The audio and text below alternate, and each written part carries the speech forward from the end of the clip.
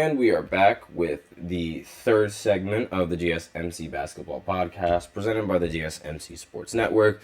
And in this third segment, we are going to continue talking about the Cavs drama because I'm extremely confused. I don't know what is going on. I don't know which side to believe. I don't know what's happening in the Cavs locker room or in the Cavs drama. But we have some new news and some new insider information on what the heck is going on. First of all, I'm just going to say Jarrett Allen is the softest tall person that I've ever met in my entire life, or that I've ever seen in my entire life. And that's insane to say because I see Joel Embiid play basketball and him do this every single time he sees a defender near him, flailing his body like an IG model just to get to the foul line.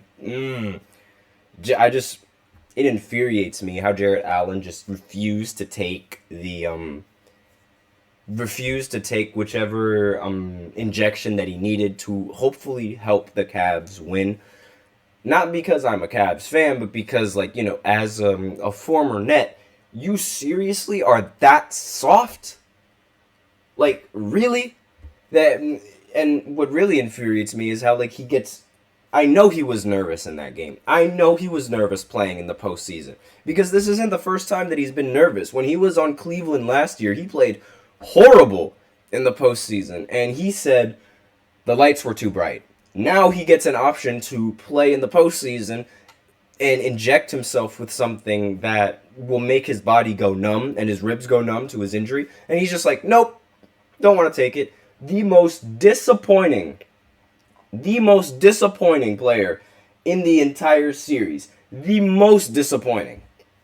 And that's just one piece of the drama that I wanted to get out of the way because I simply cannot believe that he actually did that. So, now let's move on to Donovan Mitchell. So, yesterday, I said that Donovan Mitchell was a little bit unhappy with how immature all of his teammates were going in the locker room and going into the series. And now, all of a sudden, Donovan Mitchell says, I've been happy since I've arrived in Cleveland. This is, the source that says this was Woj, so he's the one who said this. And I'm very confused.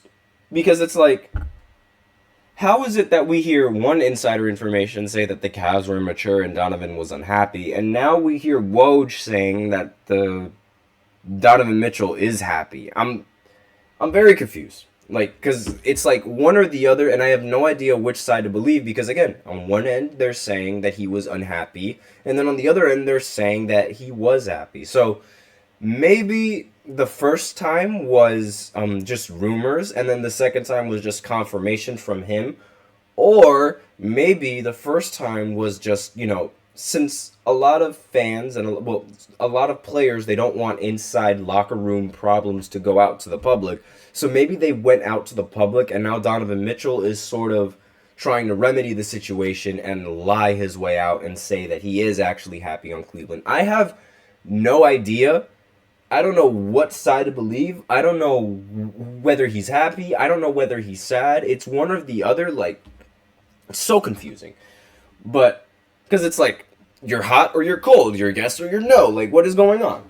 So, another piece of drama is it's, according to Woj, Donovan Mitchell and his agent will meet with the Cavs, quote, at the right time, end quote, to discuss his future with the organization. So, Donovan Mitchell is eligible to sign a 4-year, $209 million extension with the Cavs and their roster, which is, honestly, that's a lot of money. I wouldn't be surprised if Donovan Mitchell decides to take it.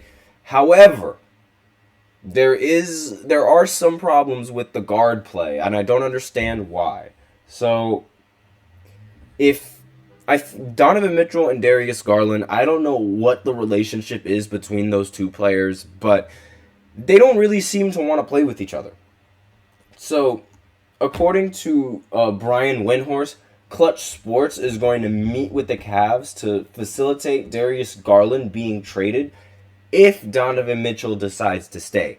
So, you have to choose between one or the other with these guards. Like, the Cavs have to choose between either Darius Garland or choose between Donovan Mitchell. Personally, I would choose Donovan Mitchell. Darius Garland, get the heck out of here. You played horrible in Game 5. Like, we don't need you. Donovan Mitchell is so much better than Darius Garland. Darius Garland has utterly disappointed me throughout the entirety of this season. I thought he was going to be some ridiculous talent, and again, a 25 point per game scorer, but he is just nothing but a disappointment. And I usually don't talk down on players like this but he's been nothing but disappointing.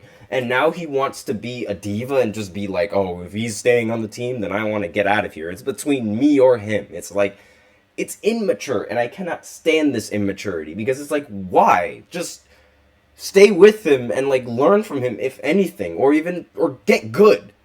Like, because you have the pieces, you have exactly what you need to be successful. But no, it's like, pick one or the other. Like, why are we doing this pick one or the other stuff? It doesn't make any sense to me.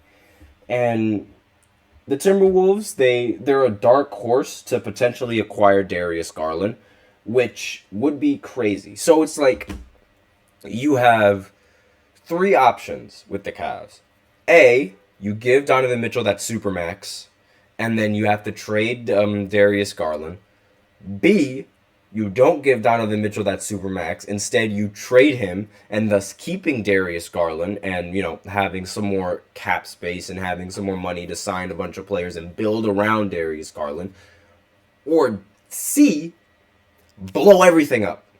Get rid of Donovan and get rid of Darius Garland as well. And give Evan Mobley the keys. Because Evan Mobley, he actually played very well in the elimination game. So I really wouldn't mind him being, trying him out to be a first or trying him out to be a second option.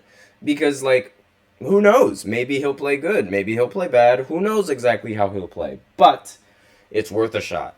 So those are your three options when you're the Cavs. You either take Donovan, you either take Darius, or you just get rid of both of them and take Evan Mobley. Literally the ultimate trump card, honestly. And as a GM and someone who's tired of little children, I would get rid of both of them. But if I were to look to win, then I'd get rid of Darius Garland.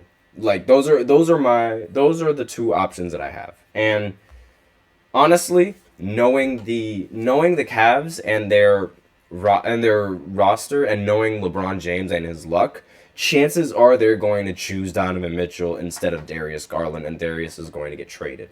And because of that, the Nets and the Lakers and their trades for, Donovan Mitchell, because they do have trades lined up ready for Donovan Mitchell, they're going to fall short simply because Donovan is going to want to stay on the Cavs.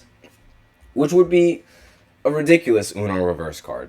Honestly, it would be a ridiculous Uno reverse card. But regardless, those are the options that the Cavs have. And again, with Donovan Mitchell being happy or Donovan Mitchell being unhappy, I have no idea, exactly what the Cavs are going to do.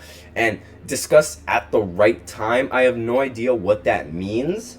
It's just so much uncertainty with this, with these guys, and it's just ridiculous. It's Kyrie all over again with these two. It really just it rattles my brain. I don't understand why we need all this uncertainty. It doesn't make any sense to me, and I'm really upset.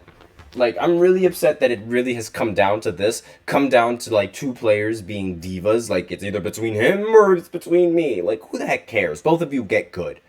And that's all I gotta say on this topic. And I'm sorry for being disrespectful for towards a lot of these players, but it's when you turn into a diva, even though you're making so much money in the NBA, I just immediately lose respect for you, especially when you're not taking accountability.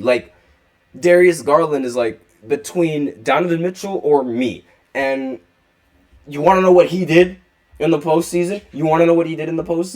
Hold on. Let's pull up the box scores. When Donovan Mitchell was out, he dropped 11 points and 9 assists. And you want to know what he shot? 4 for 17 from the field. Fantastic. You definitely have some grounds to say, pick between him or me. I just can't stand that whatsoever. You can't say pick between him or me after playing this badly in the postseason. Like, are you blind? But that's all I gotta say. Because, like, if I continue to rant, it's just going to be a whole other thing, and it's not worth it. It's really not worth it. Like, that behavior is unacceptable to me. That is unacceptable. But that's all I got for this third segment. So now I will go ahead and go into the fourth segment where I talk about LeBron James and Bronny James. LeBron lied to us yet again. I'll explain what he lied to us about right after this short break.